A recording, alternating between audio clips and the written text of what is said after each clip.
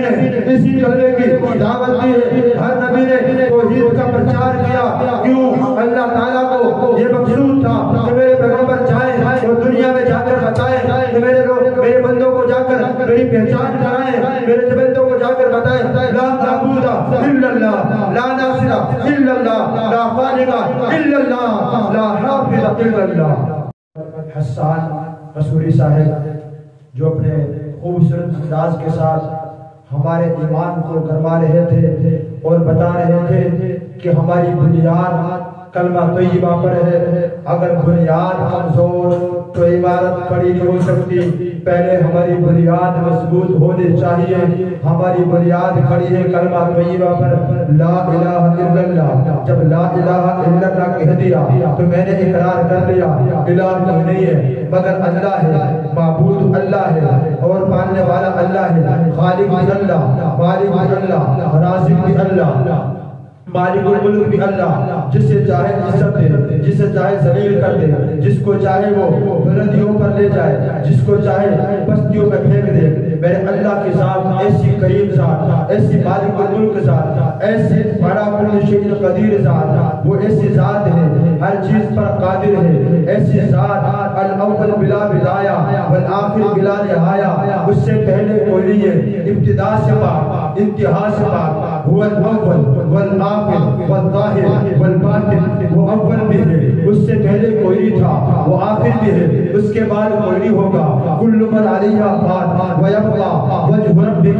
ذو الجلال والاکرام، ساری دنیا فنا ہو جائے گی، تیرے رب کے بعد تیرے رب کے ذات باقی رہے گی۔ اس آیت کی تفسیر اللہ کے رسول اللہ صلی اللہ علیہ وسلم نے یوں فرمائی، اللہم انت الاول فلیس قبلک شیء، اے اللہ آپ پہلے ہیں، آپ سے پہلے کوئی نہیں ہے۔ اللہم انت الآخر، اے اللہ آپ آخر ہیں، فلیس بعدک شیء، آپ کے بعد کوئی نہیں ہے۔ اللہم انت الظاہر فلیس دونک شیء، اے اللہ آپ ظاہر ہیں، فلیس فوقک شیء، آپ کو اوپر کوئی نہیں ہے۔ اور کہہ دیا اللہم انت الباطن فلیس دونک شیء، اے اللہ آپ چھپے ہوئے ہیں، آپ سے کوئی چھپا ہوا نہیں ہے۔ کالی رات ہو، کالا پہاڑ ہو، کالی چوٹی ہو، وہ چلے میرا رب اس چوٹی کے چلنے کو بھی دیکھتے ہیں اور اس کے قدموں کی آہٹ اور آواز کو بھی سنتے ہیں۔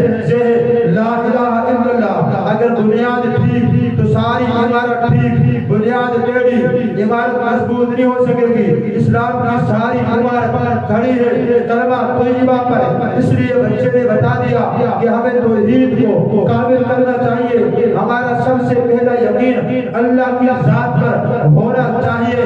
اس لیے بچے نے بتا دیا کہ یہ کلمہ طیبہ آپ صلی اللہ علیہ وسلم نہیں بلکہ سوالات انبیاء کرام کا یہی دعوت تھی۔ لا الہ الا اللہ، آدم صفی اللہ، لا الہ الا اللہ، نوح نجی اللہ، لا الہ الا اللہ، ابراہیم خلیل اللہ، لا الہ الا اللہ، ہارون حبت اللہ، لا الہ الا اللہ، یوسف صدیق اللہ، لا الہ الا اللہ، عیسیٰ روح اللہ، لا الہ الا اللہ، موسیٰ کلیم اللہ، لا الہ الا اللہ، محمد رسول اللہ۔